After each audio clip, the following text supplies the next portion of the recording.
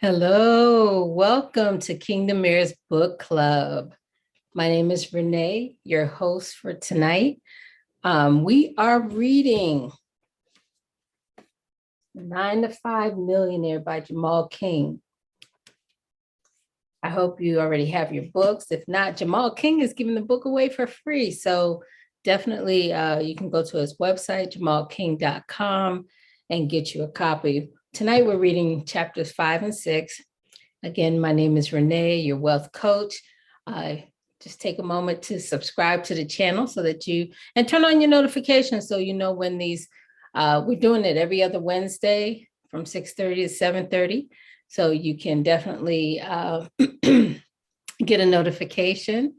And if you find this information to be of value, please share. Please share. There's enough to go around for everyone.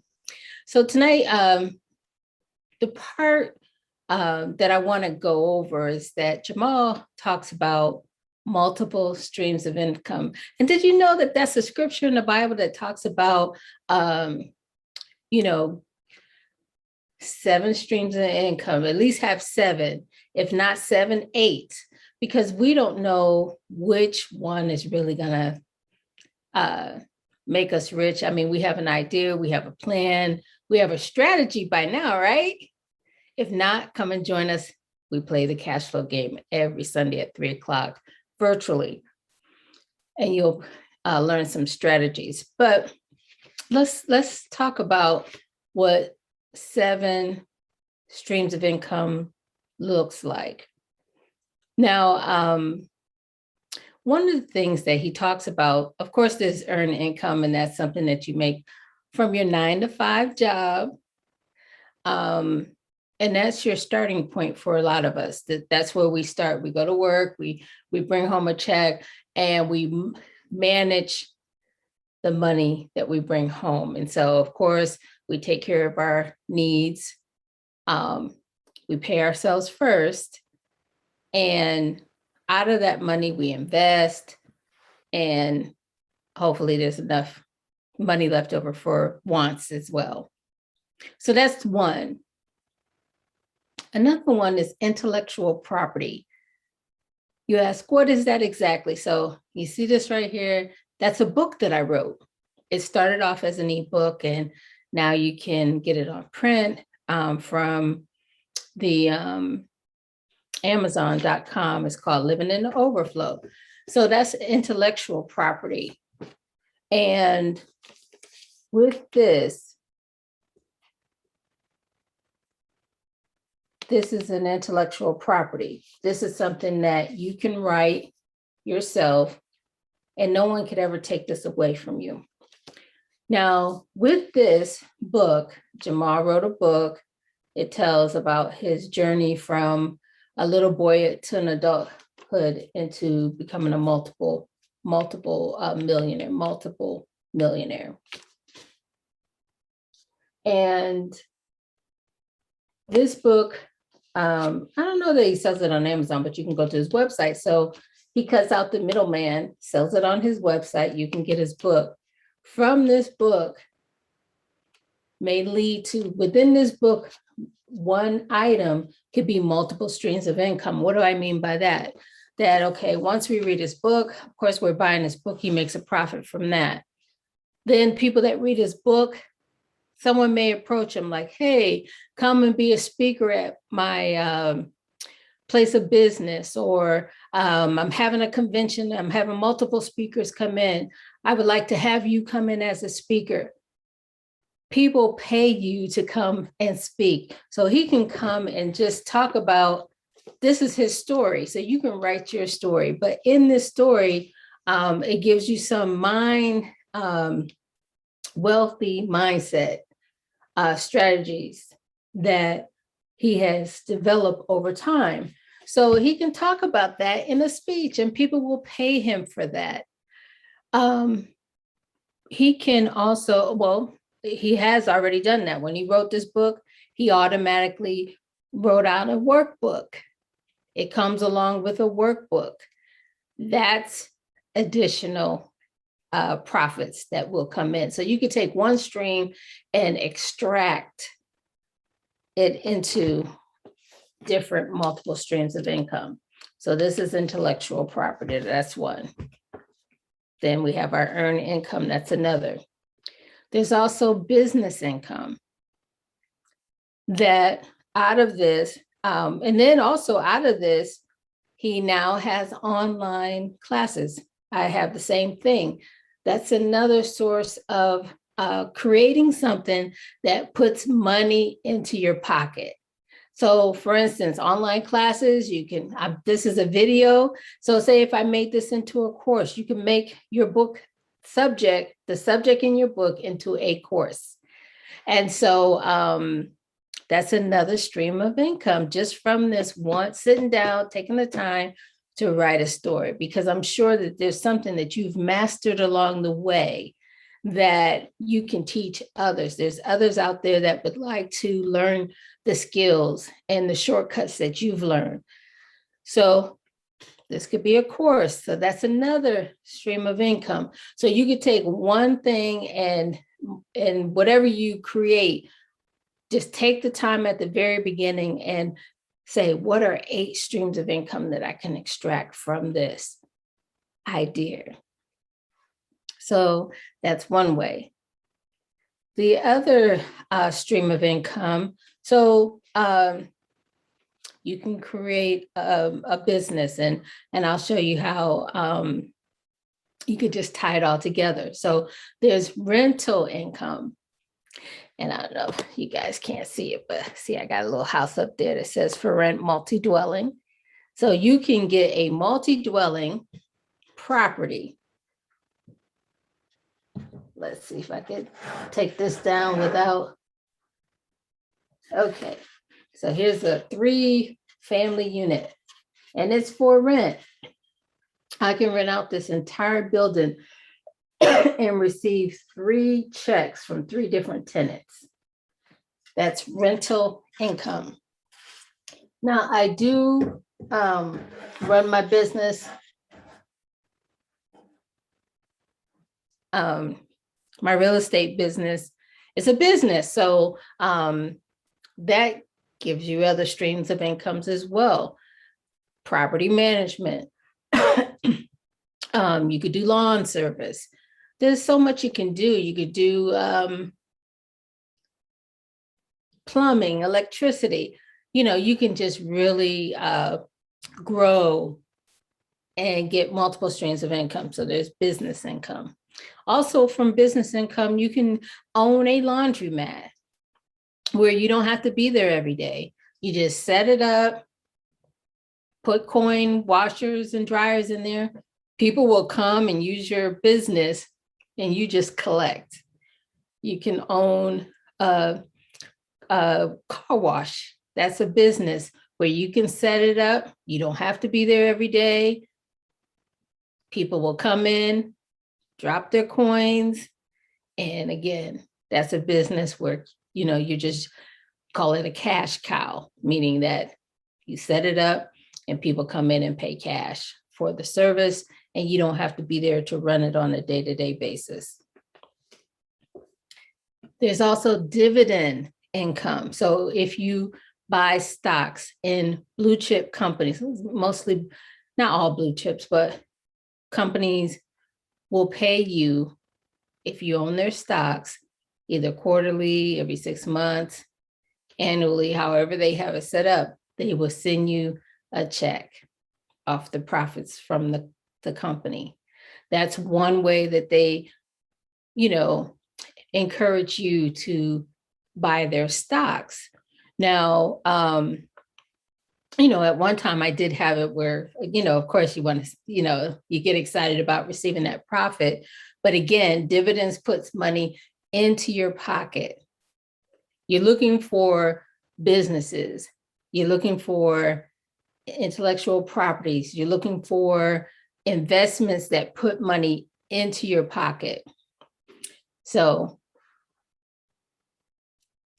dividends, you can reinvest those dividends in, which gives you more stocks along the way, but you can receive that in a check. So that's dividend income. There's also capital gains. Capital gains stocks, you can, so say if you buy stocks for, let's say, $30 a share, the company has done well over a course of time. Now that $30 that you paid for that one share of stock is now worth, say, $1,000. So say at that point you sell the stock. If you sell that stock, that's called capital gains, which means taxes. You're going to pay taxes on that.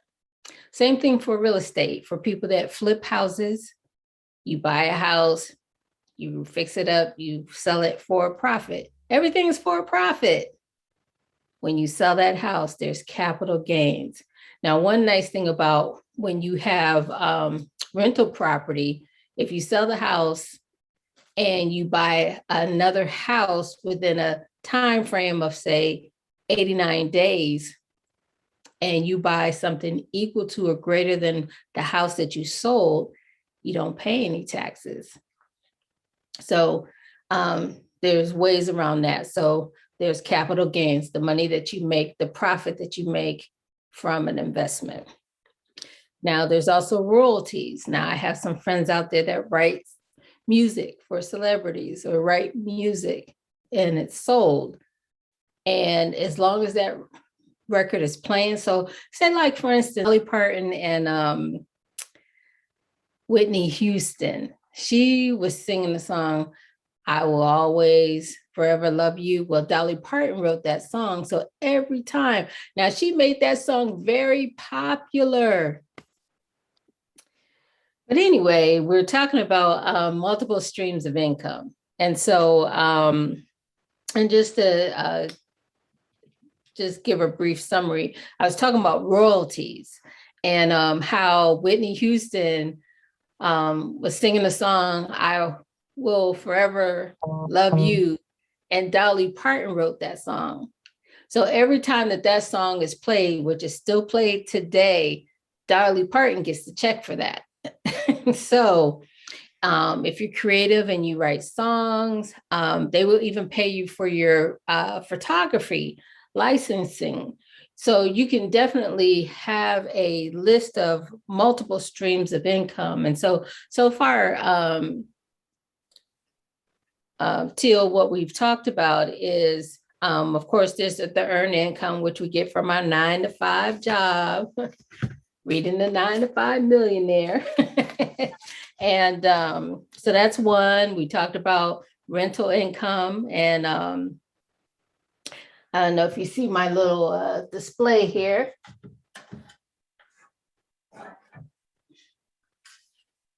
My 3 family. That's so that's 3 checks that you can pick up there. I love it. Talked about intellectual property, writing a book.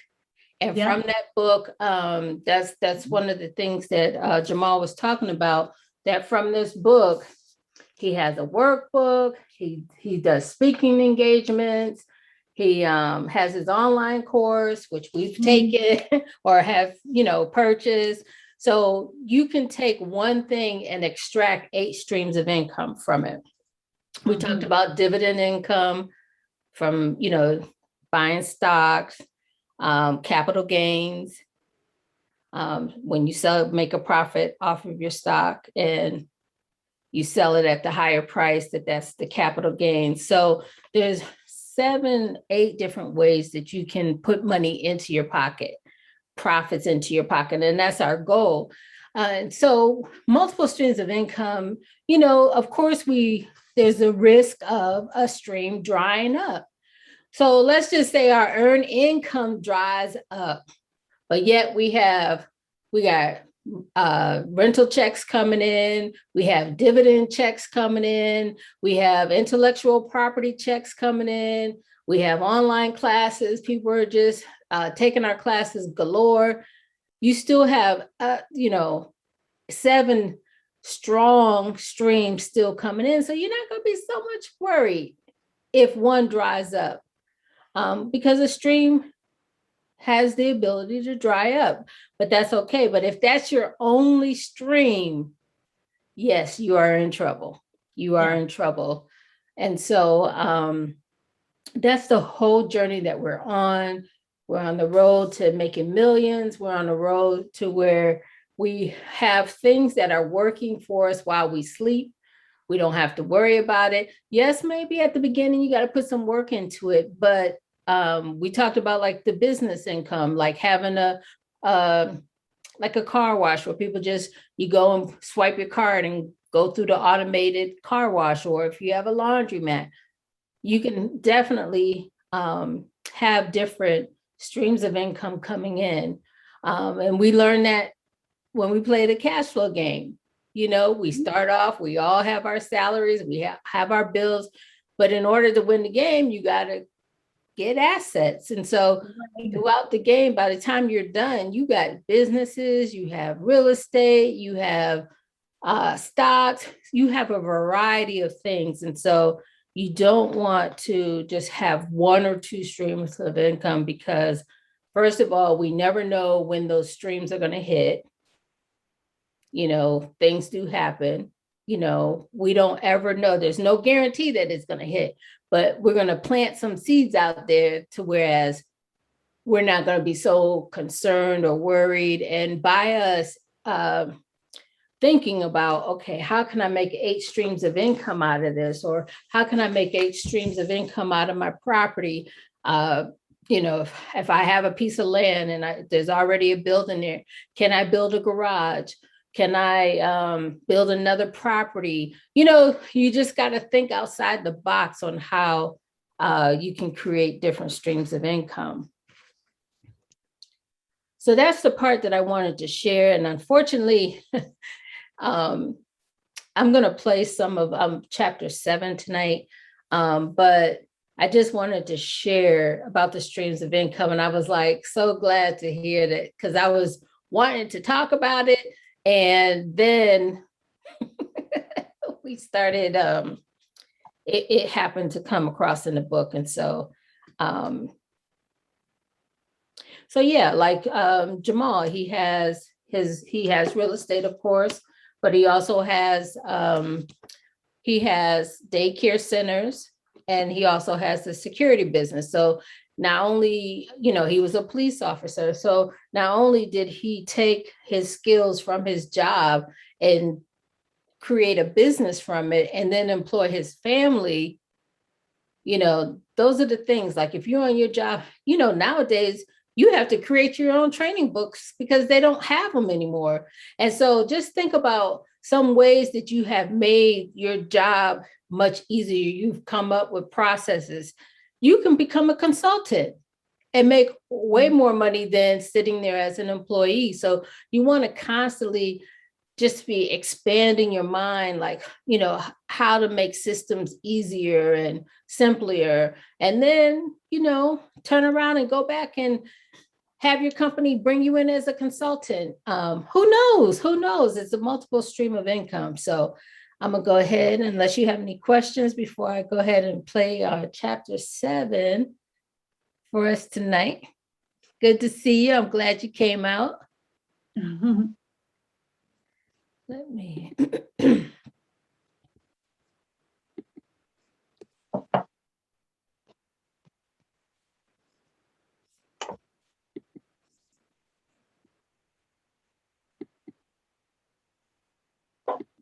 Now, chapter 7, chapter 6. Here we go. This story is an example of the difference between having a vision and having sight. Vision makes you lift yourself out of your current reality to see what could happen 10 years down the road. While sight looks at what's exactly in front of it and says, that's the next step. You don't need faith to look in front of you. But vision not only sees point B, but it can also dream up point C through Z. That's what the next 2 chapters are going to teach you to do because you don't have time to keep settling. You don't have the privilege of saying, I'm going to continue to accept what I've been given. Life was meant to be lived, to force us to grow and expand and learn. Our blue-collar background says that we can wait until we retire. that we should give our companies our best 30 years, if we're lucky enough to only work for 30 years, while they take care of us for our worst 15, even though we know we won't be taken care of how retirees were taken care of in the 90s because pensions no longer exist. Loyalty to skill and tenure doesn't exist either. There isn't enough money in Social Security to give you the lavish retirement you've been sold. But let's say you go the route you've been taught, right? You're more than likely never receive the things you worked for the past 30 years because life happens. You get old and tired, or you get sick and die, and you never live the dream your 30-year-old self created. And that's no way to live a life. Chapter 2, $1 Million Aspirations. One of the harsh realities when it comes to understanding vision is the unlearning that comes with Camille about the shooting. Most of it was another reminder people dream a woman is too small. You see, she came from a family with a strong spiritual background and was around my family so much that when I told her about the incident, she just reminded me that God had always been my protector. She wasn't afraid of being the wife of an officer because she understood the nature of the job. I've been forever grateful because she was the sounding board I needed at a time like that. Navigating through the thoughts of doubt, concern, and worry after the shootout led me to seek advice from loved ones that could relate. Mainly my father. He told me to treat my job as a movie role. Every time I put on my uniform, I was to transform into a character. While on the job, I needed to be Officer King. I focused on getting the job done and making sure I made it back home. But once it was time to clock out, I needed to take my uniform off and leave the job's worry at the office. By the time I made it home, I was a husband, a son, a friend. Learning how to become a character was what had allowed my father to separate the traumatic experiences that came with the type of work that we did from the peace of his home. I learned how to do the same. While speaking with other officers, including my brother Tommy, I realized how many people suffer from the same thoughts. Is this job worth it? What am I gaining by risking my life every single day? Is the toil of this job going to kill me? We gave each other our shared experiences to make sure we didn't burden our spouses. No matter how that sounds, coming home to tell your spouse about another dead body, another shooting, or another burglary isn't exactly keeping a romance alive. Like most coworkers, we bonded and respected each other for the sacrifices we gave to a job that didn't sacrifice for us. To help us heal, they gave my partner and I a week off. Those few days of separation allowed me to analyze my current situation, honestly. On the surface, it was a reminder that nothing is stable, secure, nor promised. Absolutely nothing.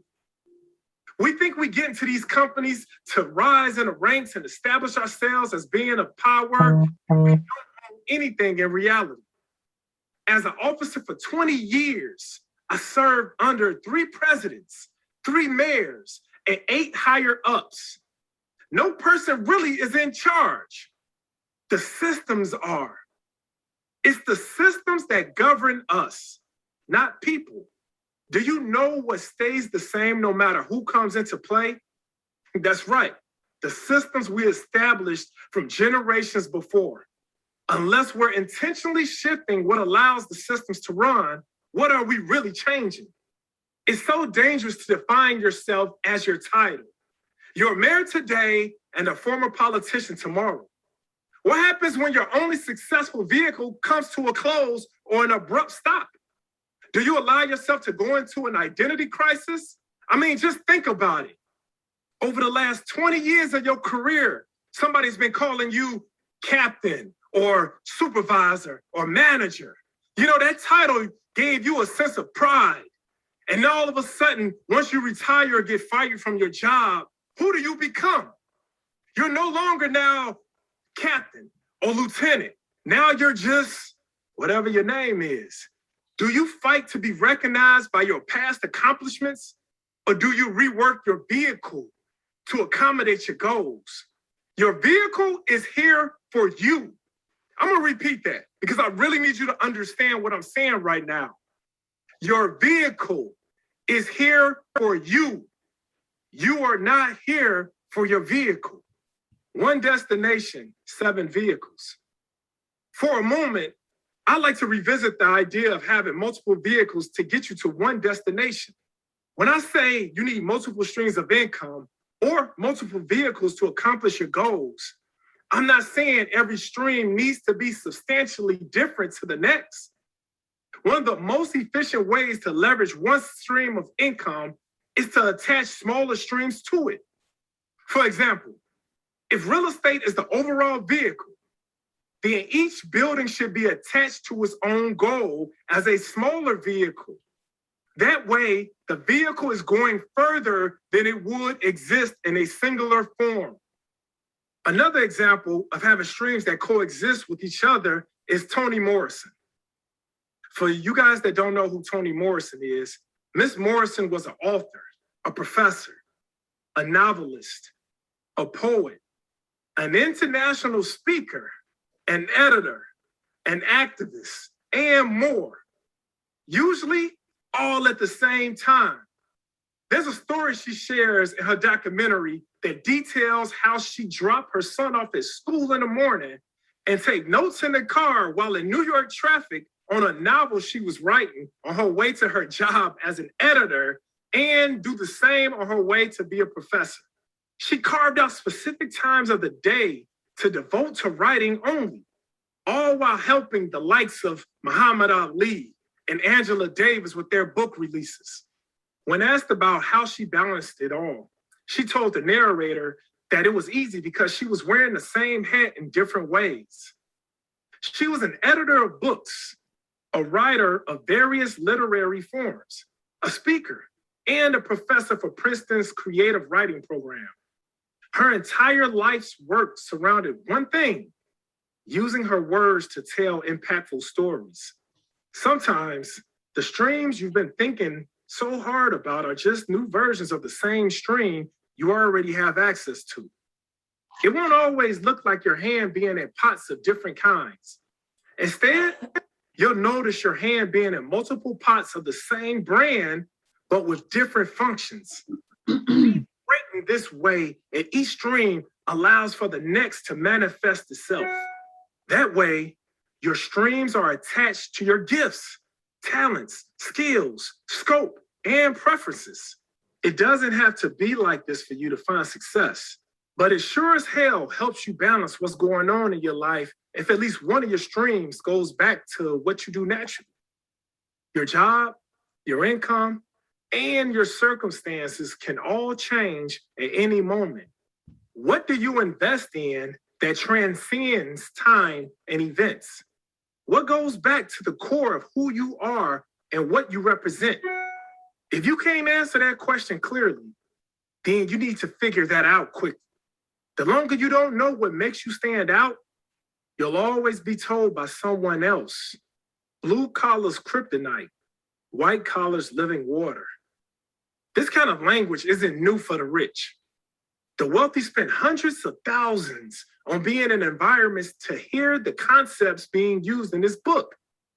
Now, I'm sure you're trying to rationalize the point of spending a mortgage note on what we like to call personal development, but it's been one of their key secrets to success. I say this with love and from a place of experience. Blue-collar workers tend to stay in their struggles because they think personal development is a scam or not worth their investment.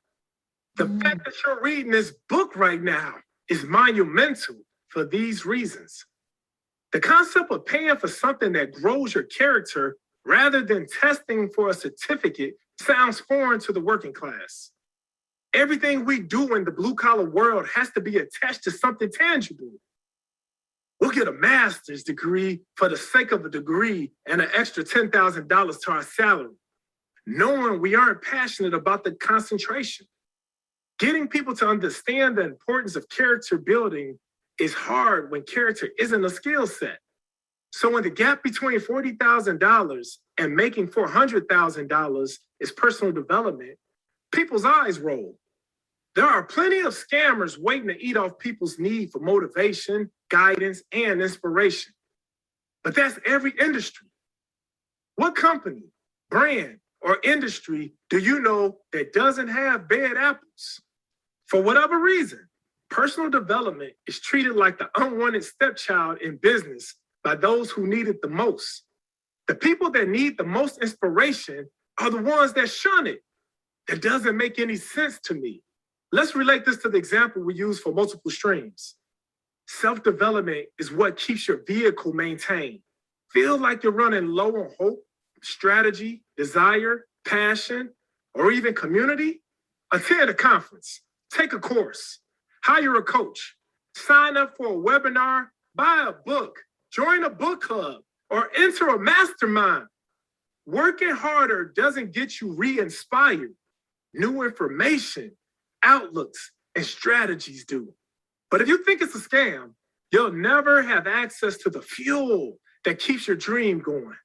You'll forever be the coworker complaining about their job, the same position they were praying for months prior. And come on, who wants to be that person? The person who drains everyone's souls because they decided to work somewhere while also choosing not to explore other options. We all know who that person is. If you're going to hate on the alternative methods to becoming a better person to acquire enormous wealth, keep your complaints to yourself at the least. Blue-collar workers tend to view certain avenues as scams too. From trading currency to investing in various insurance plans, it must be too good to be true because it doesn't sound like hard work. That's why they keep choosing the same thing over and over again. The cycle of higher education to traditional work never ends, and it rarely yields different results. Same day, different job. You ever take a job you didn't like just to pay the bills? I'm sure many of us have at one stage in our lives.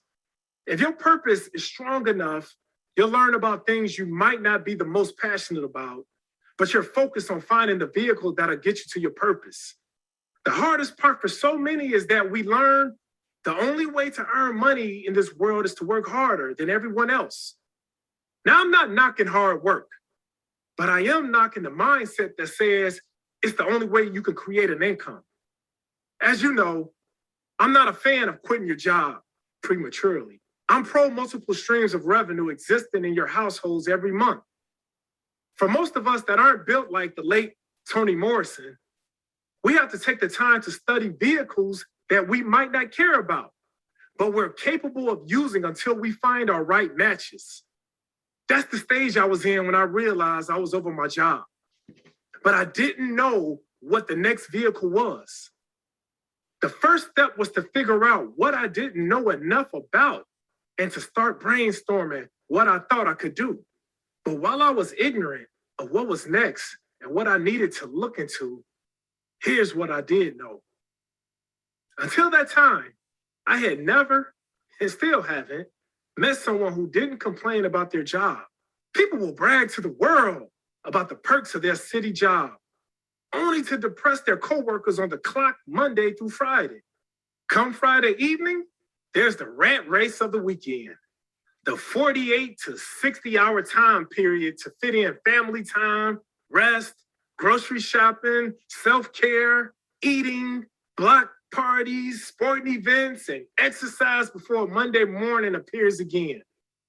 Blue-collar workers set up their entire weeks just to prepare for this 2-day sprint. A sprint that never helps them heal from the shock placed on their bodies Monday through Friday. I would see cops losing their bodies from drinking 2 cups of coffee with extra sugar and cream 5 times a week, 20 to 30 years. Having to smoke a cigarette every time they clock in to work. Getting 4 to 5 hours of sleep because they work a part-time that's a 6 to 8 hour shift. Killing themselves daily, destroying their relationships, all for a bi-weekly check too small to live how they really want to live. I've heard so many of my good friends and colleagues talk about their retirement plans.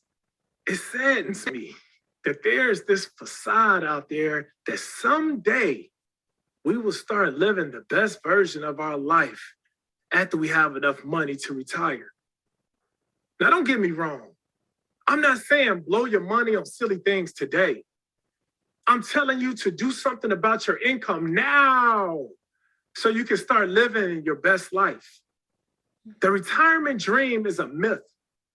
The retirement age is 67, while life expectancy is around 78.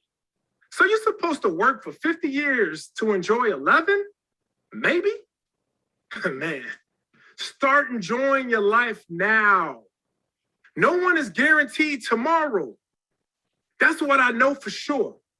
Man, little sidebar. But for the person that thinks you're too old to use all this information right now, know that you only believe this because you were trained to think you had to retire by a certain age. That's a limiting belief. I started speaking at the age of 40. I'm telling you now, your age doesn't make a difference. Your choices do. It's been my experience that people don't have, not because of their age, access, education level, or because of the family they were born into. It is because of a lack of income. Ecclesiastes 10:19 says, money answers all things for a reason. It's not because it's the root of life. It provides a solution for not having all the things mentioned above. At some point, we have to live our lives knowing it's not okay to be broke. Being broke is not only about not having money, but instead missing out on having the resources to live the full experience of life.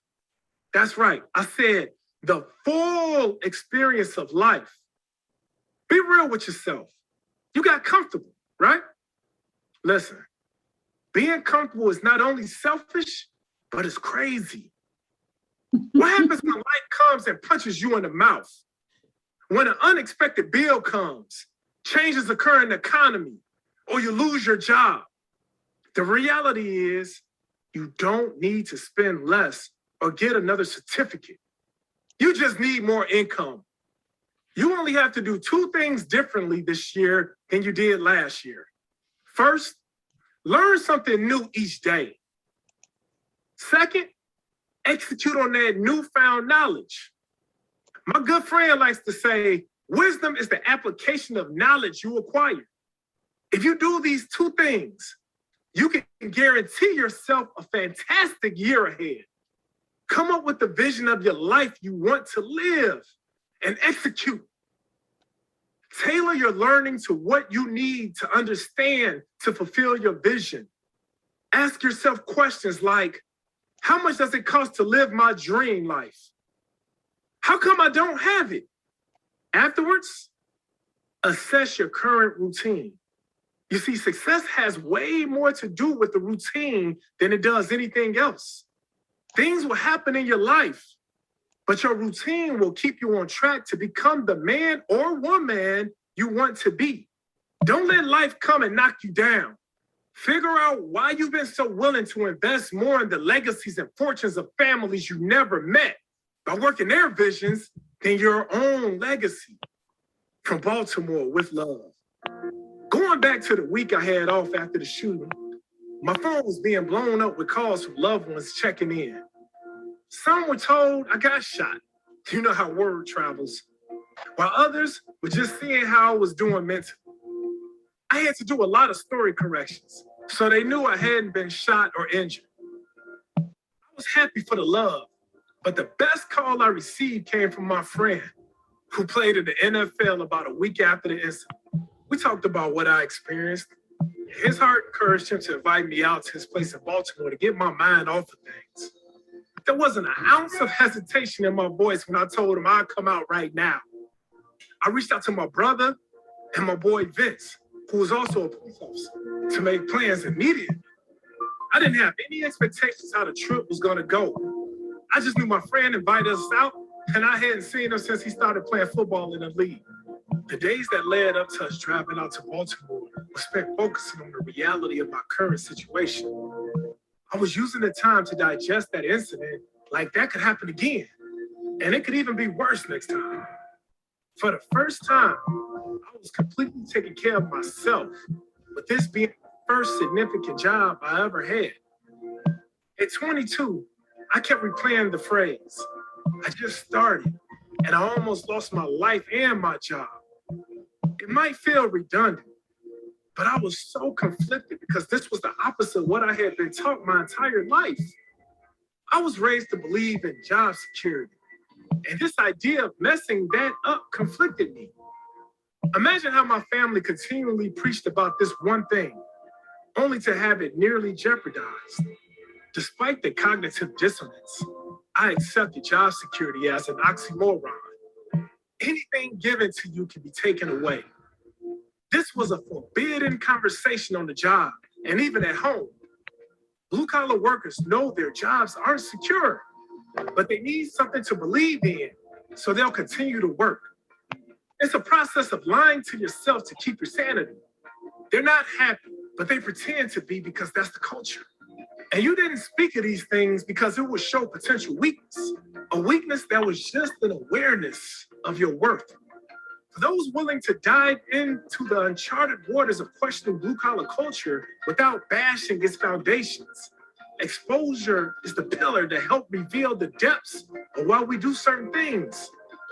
Because most people say they need different, but they don't know what different looks like.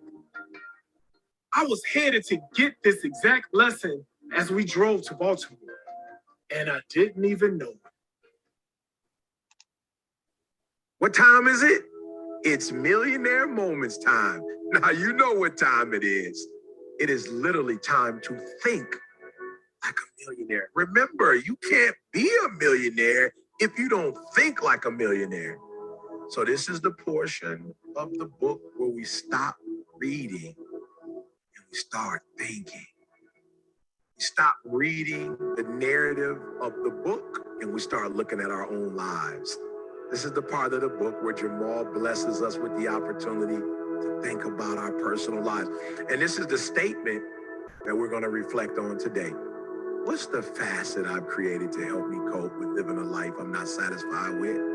Yeah, we're talking about coping.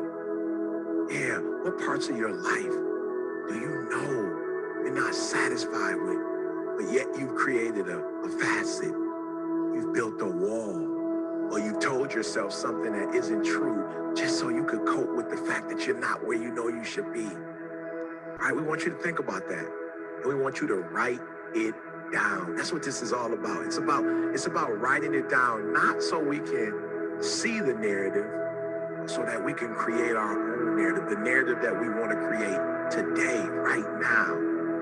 All right, now I want you to do me a favor. When you write it down, put it in a safe place. Remember, people forget, paper remembers, write it down. And if you really want to feel empowered and get to that next level, share your message with Jemal by sending it to his Instagram page at 9 to 5 Millionaire.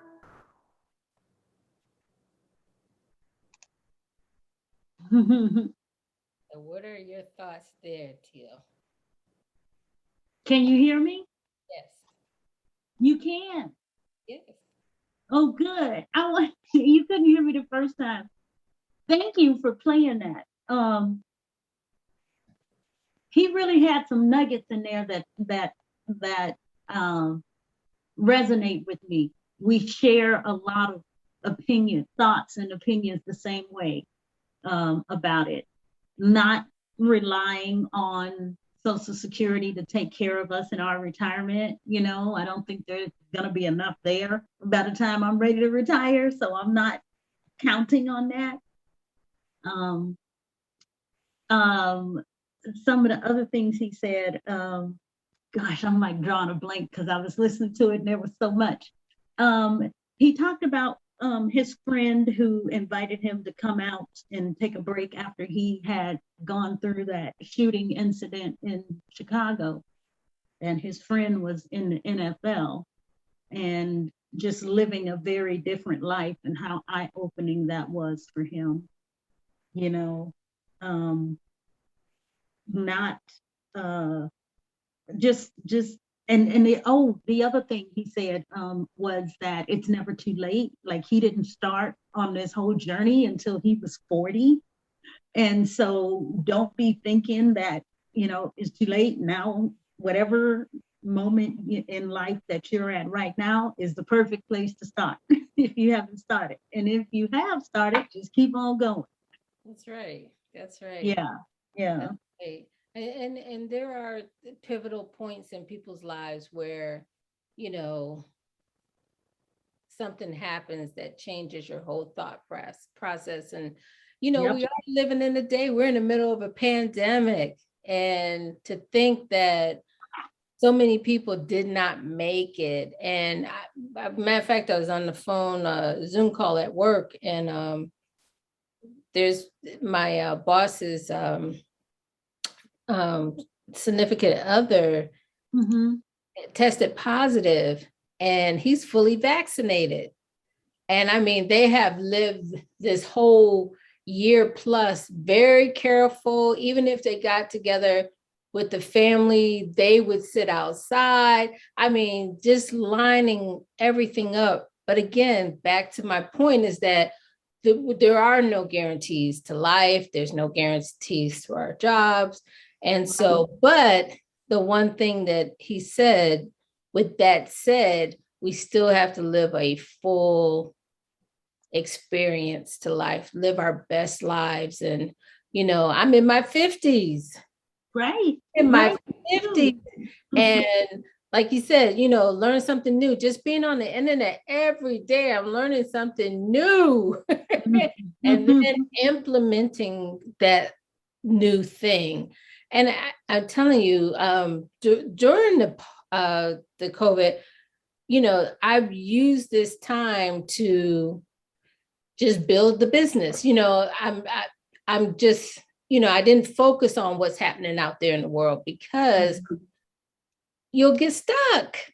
You'll get stuck, and you'll be on that rat race, just like not knowing whether to go to the right or to the left, second guessing your investments, but anyway, yes, that was something good. And how you talked about